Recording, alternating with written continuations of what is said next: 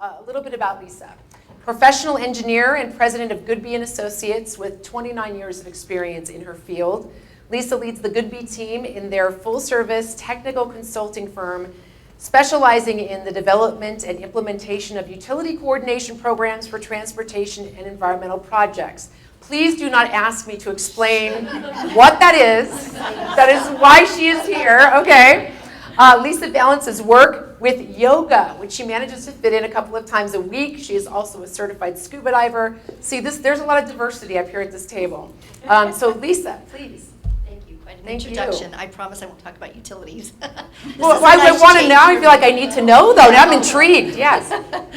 So thank you for having me. I am a local. I have a local women-owned engineering business. I'm not a public speaker, so excuse my nervousness, but so I graduated from CSU in the early 80s with an engineering degree, obviously male-dominated, so I was one of the few women going through school. Loved it, came out, had a great career for 10 years, did a lot of traveling, worked very long hours, but I loved it. I loved the technical nature of it. I really was one of the few women at that time that was doing it. I got to be in my early 30s and realized, gee, I think maybe I need to settle down a little bit. So wanted to have kids, and it was like this roadblock that all of a sudden I realized, well, how can I do what I'm trained to do and still have any sort of balance in my life? There were no companies around that would even tolerate either flex time, part-time, and it was so interesting. The managers that I work with, they are shaking their heads, well, why are there no women in the field? Well, gee, I wonder why. Because we're being forced to make these choices where there's just not enough options. So at that time, I started my own business. I'm in my 22nd year right now. I have 14 women and 1 man, so and we're all civil engineers. And essentially, I created a space that I was looking for when I started to have my children, which was a technical environment with people that are highly qualified, degreed engineers, but we didn't want to work 60 hours a week. We didn't want to travel. We wanted to be able to make it, pick the kids up, drop the kids off. And my goal through the last 20 plus years has been to prove that it can be done. We're highly respected in the industry. We have multi-million-dollar contracts. I operate out of my basement. We have no central office. My entire concept is that everyone is home-based. Everyone can work part-time, flex time. I work the jobs around them, and we still are able to be highly profitable. I think that's the thing you hear so much in the industry as well. We can't do it that way because we would never make money, and I am really trying to get the word out there that actually if you treat your employees with respect and give them the flexibility that they want and need, and they feel empowered, especially as women, to be able to balance both, they're so much more productive, they're so much better. I have employees that have been with me. I have one employee who's been with me for 20 years. The average tenure is over 10 years because they stick with you and they're loyal to you. So that's been a wonderful environment for me. Can I get an amen on that? I mean, I'm just saying. Yes. Wouldn't that be nice if every owner of a company or boss had that philosophy? So I am a little bit outside of my box in that I'm a technical engineer type of person, but I feel so passionate about getting the word out. We have very non-conventional, I call it a non-engineering company. We do yoga before our staff meetings. I've taken my staff to Mexico 3 times. During the 20 years I've been working, we've had 16 babies, and it's unusual if we don't have a staff meeting where somebody is nursing. I mean, it's just, and these are engineers. I mean, it's a wonderful supportive environment. Now, I'm not going to tell you it's easy managing 14 women. You know, we're all in different phases of life, and it can be challenging. And the poor guy who just started, he's only been with me a year, our first staff meeting, and I told him before I hired him, you're going to be our only man. You know, we start doing the women thing and the talking, and his eyes are just like, oh God, what did I get myself into? So anyway, that's my story. I'm passionate about politics and women's issues. I've been involved with the Clinton Foundation and their No Ceilings organization, which is empowering girls and women throughout the world. I'm also involved with 9 to 5 local organizations testifying on behalf of the Family Act, who unfortunately did not make it this year, but it's for paid family leave for women and men. And numerous other things. I am a supporter of the Women's Foundation STEM Coalition, so we mentor young girls and women and to try and create this path so that my daughters and granddaughters don't have to be the only woman in the room. So, Well, thank you so much. Thank conversation be a normal conversation, that women's issues are being discussed in the political arena. It's not just in your day where you just had a small group of women that were telling their story. We're actually empowered now to be able to have these discussions and not be looked at like you're crazy. I mean, I kind of grew up in the time where if you were a strong, outspoken woman, you were considered a bitch, and that's, we're getting over that. My daughters We and are. my granddaughters, please tell me we are. We're So not. the power of choice, the power of voice, I think that's really what it's about. Oh, I love that. Power of choice, the power of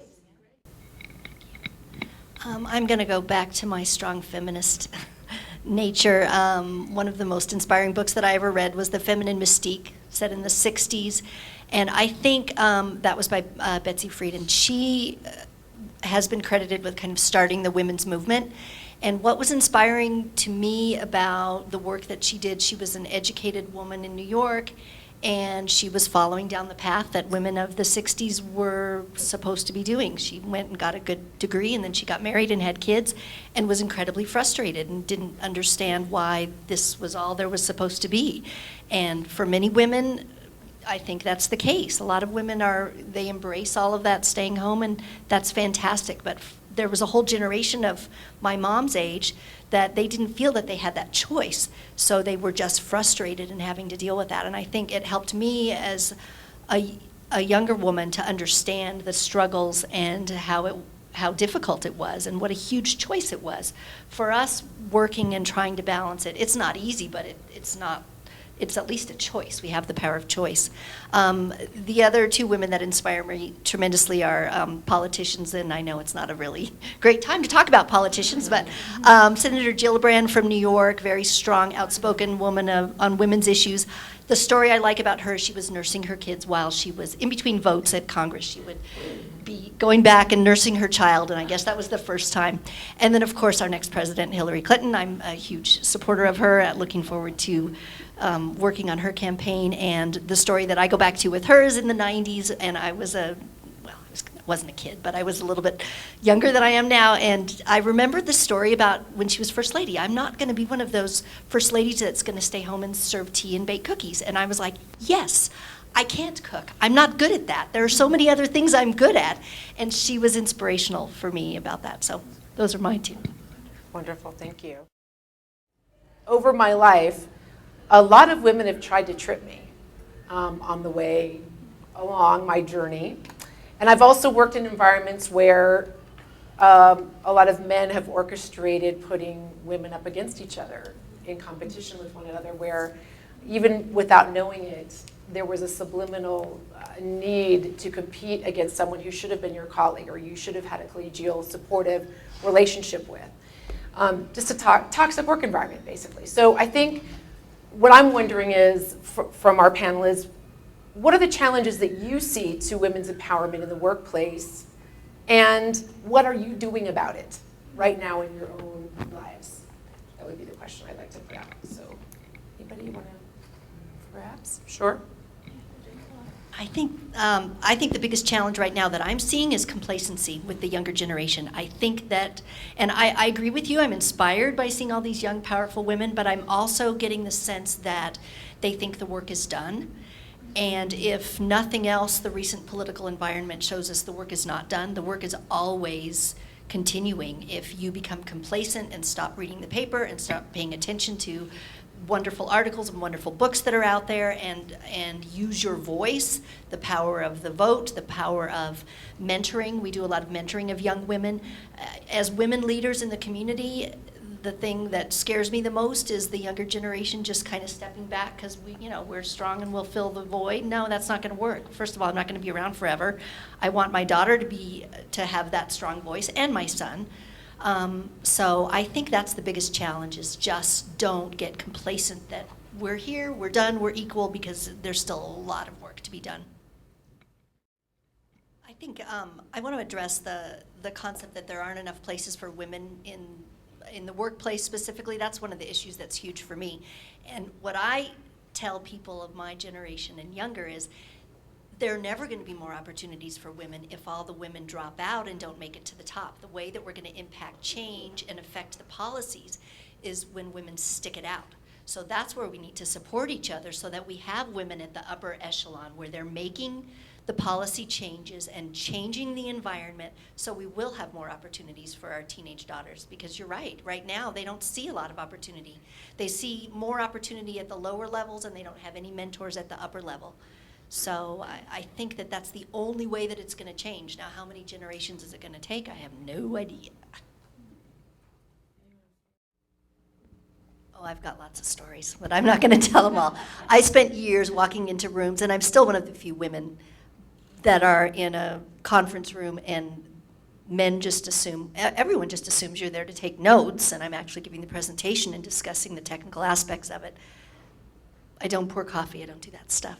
But interestingly enough, most of my staff are women, and our clients and the vast majority of the people we work with on a daily basis are men. So we actually have had some training in-house on how to deal with men and how to, I mean, some real basic things about, appropriate dress, and do you want them to be looking at the plans or other things? Let's make sure that that's appropriate.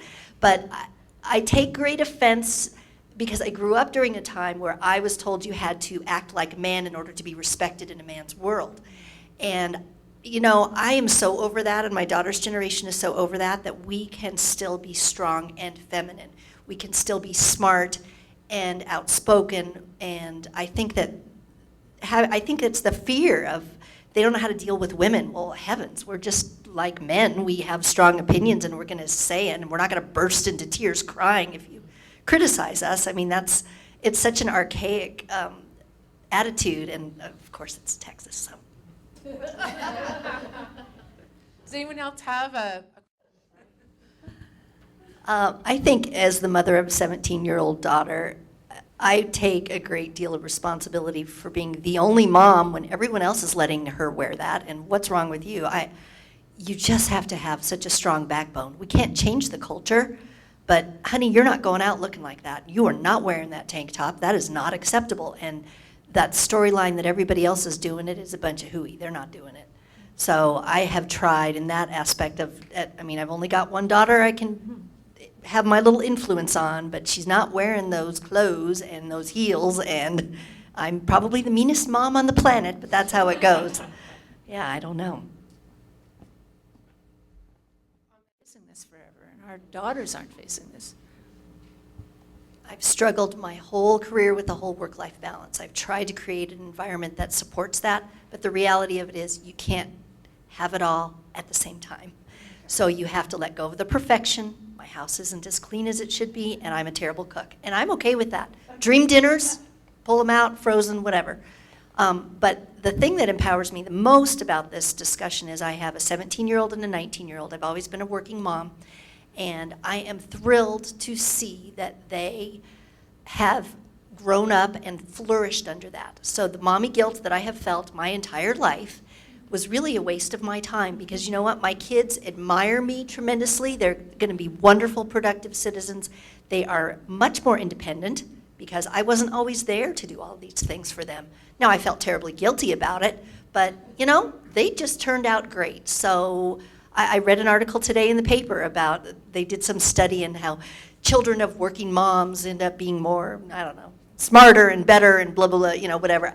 That whole mommy guilt thing is just really, really something we have to let go. And I feel strongly about that they turned out just terrific, so. I love hearing that. I loved hearing that. We're going to wrap up. Lisa Goodbee. So let's see if I can go to her. Susan Griffin, Melanie Rose, and Patricia Calhoun. Let's have a round of applause for our panel, our amazing panel.